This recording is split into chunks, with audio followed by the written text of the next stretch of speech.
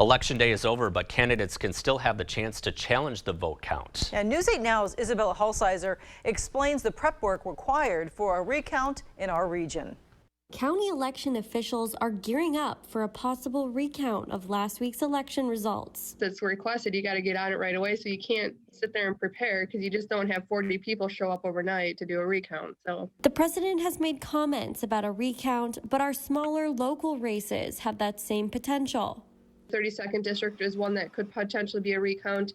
It involves all of Crosse County, Vernon County, part of Monroe County, and part of Crawford County, so it'd have to be the expenses of all of them together. The bill for a recount has a price tag upwards of $30,000 to $40,000. And a lot of that is just the wages of the people to bring in to get this done in a set time of period. Dankmeyer says the turnaround for recounts can be quick, but this election season, she isn't worried about not having enough tabulators.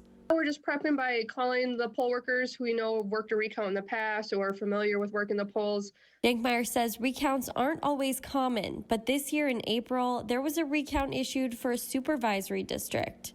You know, with the bigger elections, you don't see recounts very often because there's so many votes that it's usually not that close that it goes to a recount. But, you know, we can't say that anymore because several elections here have gotten close.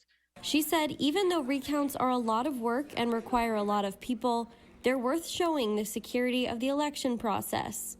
But for the people who say there's fraud in the elections or there was ballot dumping or this happened or dead people were voting, this assures the public. I've been involved in how many recounts every time the recount has come out the way it should. In La Crosse, Isabella Hulsizer, News 8 Now. And Dankmeyer says deadlines mean everything for these recounts. If Dan Kapanke, for instance, wants a recount for the 32nd district seat, the request for the recount would have to be put in by this Friday at 5 p.m. And when it comes to the presidential election, the last Wisconsin county to turn in its canvass is on November 17th, so the campaign has until the next day to request and pay for that recount.